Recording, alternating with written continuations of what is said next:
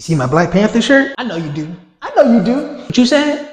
You want one? For real, big homie, I don't remember where I got this. But you know what you can get? Some Xmartial drip. What is Xmartial? Stop playing with me, boy. I know you like the Goku drip with your head ass. And for my ladies, I wanna rep your spicy page. Also wanna let them know you ain't sweet boy. Shaking ass and snapping necks. Or whatever Scissor said.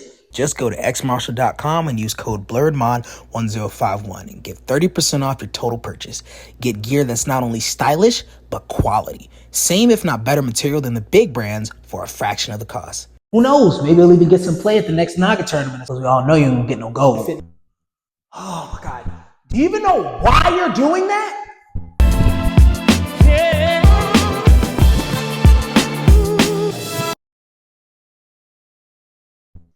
So today we're going to study the cross. Yes, yes. We all know the cross. Cross is your backhand. It's the one that comes straight down the middle. How are you throwing it? Are you throwing it like this? Throwing it like this? Shit, are you throwing it like this? That was ugly. I should never, ever do that again. Somebody call my mama. I need to get picked up. What I've seen in sparring is people throw their cross, but they're kind of like pulling, trying to go forward and backward at the same time. Why are they doing that?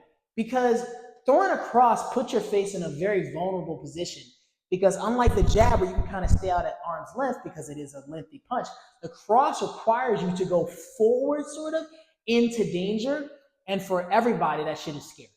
What I suggest when people throw their crosses is I kind of like take my shoulder and I like turn, but you notice how I turn, my head goes from right here to right here off the center line. Remember, most people throw where you were, not where you're going, because it's hard to predict where somebody is going. It's very easy to hit them where they are. Use that to your advantage. When I throw my cross, instead of me being here, to get your head off the center line. See that little shift change? Boom, got a lot more power sitting down into my punch. I'm gonna revisit the way I said to not do that, which is throw it like this. When I throw my cross, my shoulder is protecting my face.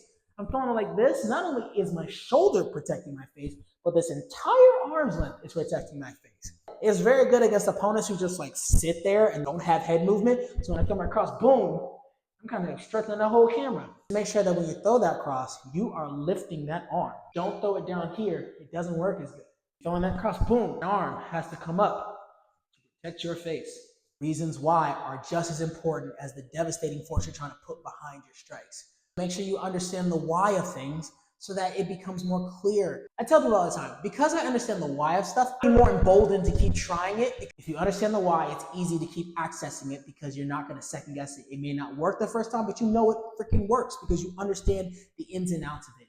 Once you understand the ins and outs of things, it becomes easier to just surrender to doing it until you get it good. Come back next week. We're doing the hook, which is an interesting punch because honestly, it's one of the hardest punches that I've seen anybody try to get. No one gets the hook in the first week, in the first month, unless they really, really dedicate themselves to it. So this is where you got to push past your limits. If you don't, then your path ends here.